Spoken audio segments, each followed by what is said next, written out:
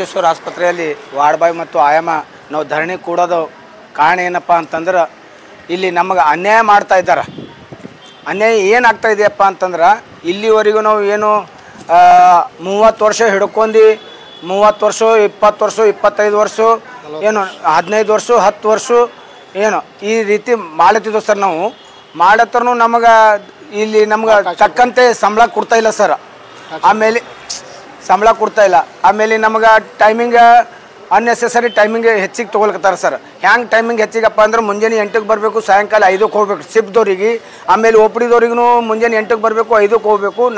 ಮಧ್ಯಾಹ್ನದವ್ರಿಗೆ ಅಂತಂದ್ರೆ 12ಕ್ಕೆ ಬಂದು ರಾತ್ರಿ 9ಕ್ಕೆ ಹೋಗೋದು. ರಾತ್ರಿ 9ಕ್ಕೆ ಯಾವ್ದು ಬಸ್ ಸಿಗ್ತದೆ ಸರ್? ಹೆಣ್ಮಕ್ಳು ಬೇರೆ ಬೇರೆ ಈ ಸಿಟಿದಿಂದ ದೂರದಿಂದ ಬರೋರ, ಸಿಟಿ ಹೊರಗಡೆದಿಂದ ಬರೋರ ಅವ್ರಿಗೆ ಬಸ್ ಯಾವ ಸಿಗ್ತದೆ ಸರ್? ನಾಳೆಗೆ ಅವ್ರಿಗೆ ಏನರ ಹೆಚ್ಚು ಕಮ್ಮಿ ಆಯಿತು ದಾರಿಯಲ್ಲಿ, ಅದು ಹೊಣೆಗಾರ ಯಾರಾಗ್ತಾರೆ ಸರ್? ಅದಕ್ಕಾಗಿ ನಾವು ಏನು ಅಲ್ಕತ್ತಿದ್ದೋ ಅವರಿಗೆ ನಮ್ಮ ಮುಂಜಾನೆ 8ರಿಂದ ಶಿಫ್ಟ್ದವ್ರಿಗೆ ಮುಂಜಾನೆ 8ರಿಂದ 2 ತನ, ಆಮೇಲೆ 1ರಿಂದ 8 ತನ, ಮತ್ತು ರಾತ್ರಿ 8ರಿಂದ 8 ತನ. ಇದು ನಾವು ಪೈಲಾದಿಂದ ನಮ್ದು ಏನು ಟೈಮಿಂಗ್ ಅದ ಆ ಟೈಮಿಂಗ್ ಕೊಡಬೇಕು. ಆಮೇಲೆ ಎಲ್ಲರಿಗೂ ಸರಿ ಸಾಮಾನ್ಯವಾಗಿ 25,000 ರೂಪಾಯಿ ಸ್ಯಾಲ್ರಿ ಹಾಕಬೇಕು ಅಂತಂದು ಅವರಲ್ಲಿ ನಾವು ಕೇಳ್ಕೊಳ್ಕತ್ತಿದ್ದೋ ಸರ್. ನಮ್ಮ ಸರ್ ಹತ್ರ ನಾವು ಕೇಳ್ಕೊಳ್ಕತ್ತಿದ್ದೋ. ಆದ್ರೂ ಅವ್ರು ನಮ್ಗೆ ಅಟ್ಟು ನಮ್ಗೆ ಇದು ಮಾಡಲ್ಲ, ಕೋಆಪ್ರೇಟ್ ಮಾಡಲ್ಲಾಗ್ಯಾರ. ಅವ್ರು ನಮ್ಮದು ಬೇಡಿಕೆಗಳು ಈಡೇರ್ಸತನ ನಾವು ಧರಣಿ ಕೂಡೋದು ಗ್ಯಾರಂಟಿ ಸರ್. ನಾವು ಹೇಳಂಗಿಲ್ಲ, ನಮ್ಮ ಈಡೇರ್ಸತನ ನಾವು ಕೂಡ್ತೇವೆ ಸರ್. ನನ್ನ ಹೆಸರು ಸಂತೋಷ್ ಅಂತಂದ್ರೆ